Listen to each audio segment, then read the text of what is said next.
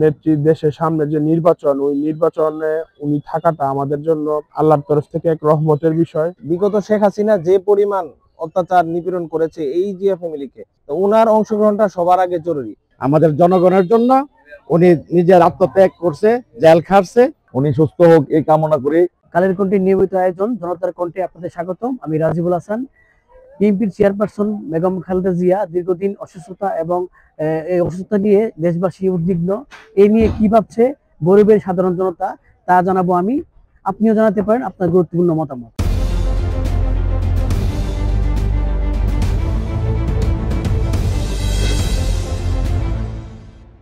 চিন্তিত, কারণ উনি এখন শুধু বিএনপি নেত্রী না, উনি সর্বদলীয় সর্বজনা নেত্রী। দেশের সামনে যে নির্বাচন, ওই নির্বাচনে উনি থাকাটা আমাদের জন্য আল্লাহর তরফ থেকে এক রহমতের বিষয়।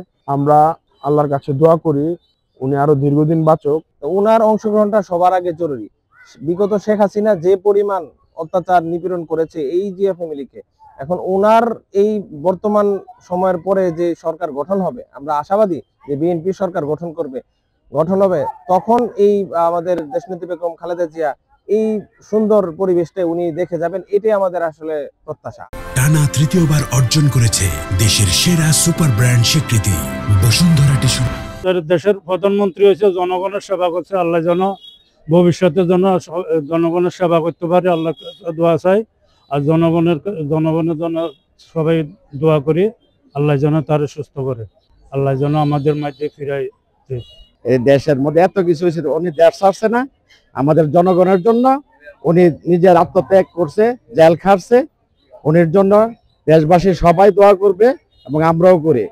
উনির মতন মহান নেত্রী আর হবে না বাংলাদেশে। মাননীয় সাবেক 3 বারের প্রধানমন্ত্রী বেগম খালেদা জিয়ার অসুস্থতায় এই মুহূর্তে ওনার একটা কিছু হয়ে গেলে এই মুহূর্তে ওনার অত্যন্ত জরুরি দরকার। এবং 3 বারের প্রধানমন্ত্রী এবং উনি দেশের মুরব্বী, শিক্ষাগণের সবার ঊর্ধ্বে ওনারে এই মুহূর্তে দরকার।